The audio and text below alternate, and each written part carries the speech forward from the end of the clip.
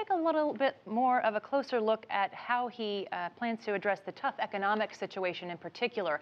As has been widely reported, the 48-year-old Poroshenko made his fortune in the candy business. He's the so-called chocolate king, but he also owns a television station and has holdings in shipping, agriculture, and autos. Bloomberg puts his wealth at around $1 billion. The tycoon speaks Ukrainian and Russian, both fluently. That's a vital asset for someone who will have to bridge the politics of both countries. But he has some big experience there as well. As Rowie mentioned, he's been a longtime member of the parliament, where he briefly served as speaker. Poroshenko has also served as foreign minister as well as economy minister under two different administrations.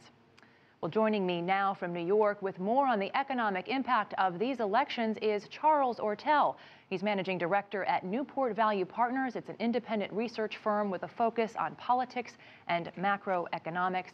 Mr. Ortel, thanks so much for being with us. I wanted to ask you, first of all, President-elect Poroshenko is selling the idea that improving the economy is the way to reunite Ukraine. But how possible is that, given the fact that much of the economy, as we've been talking about, will be under forced austerity under the IMF bailout deal?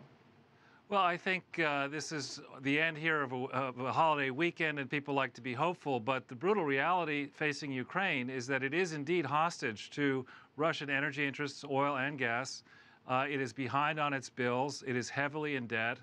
And Putin has a lot to lose by appearing weak here, both internally inside Russia, vis-a-vis the situation in Ukraine. And we have not yet heard from Mr. Putin as to how he regards this.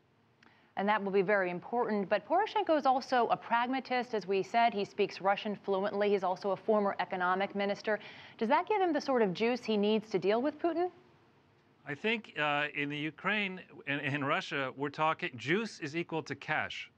And what the Ukraine does not have is cash. And what Russia does have is has very positive cash flow, notwithstanding the sanctions, and a large, or I should say a small external debt. Indeed, if you count the sovereign wealth funds of Russia, they actually have a positive cash pile. You contrast that with the Western nations who, watching these most recent elections, are hardly unified and are heavily stretched financially. This is a period of great uncertainty, I think, and I wish the man well, but this is a tough road to hoe. You know, we were talking at the beginning of the segment about the fact that this president-elect wants to draw closer to the European Union, of course, in many ways. That's how all of this started last year. What do you expect to hear from him in that regard? How do you expect him to navigate these very treacherous waters? Well, I think the European Union is one thing, and for another time we could debate how well that's worked. I think the bigger anxiety for Russia is that, notwithstanding the original agreements way back when, the West and Ukraine are pushing on a path of drawing Ukraine into NATO.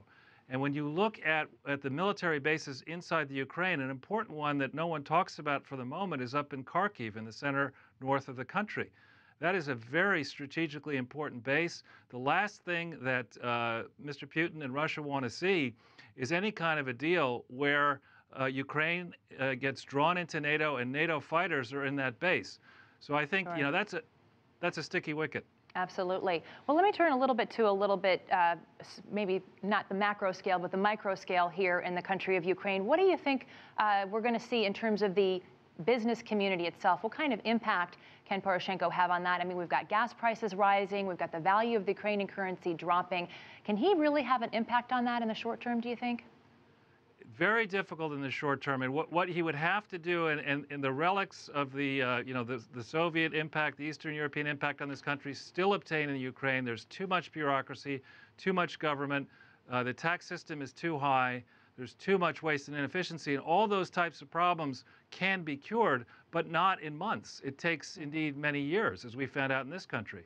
So, as I say, I do wish the man well, but I think economically he has a weak hand, and politically, the person who really calls the shots, Mr. Putin, has not yet opened his mouth.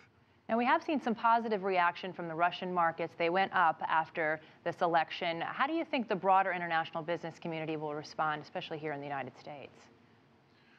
Well, I think at the moment, the broader business community is watching benchmark interest rates on the euro, which are dropping.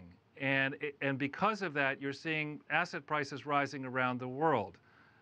So you have to sift through the various factors that are dictating market reaction. I don't think what's going on in Ukraine is the principal driver, or the theory that we won't enforce rigorous sanctions on Russia. I think it's more that we're seeing pronounced weakness in Europe, concern over whether the euro hangs together, and every expectation that the European Central Bank will keep rates on the floor, perhaps negative. Okay, thank you, Charles Ortel from New York. We really appreciate you joining us this evening.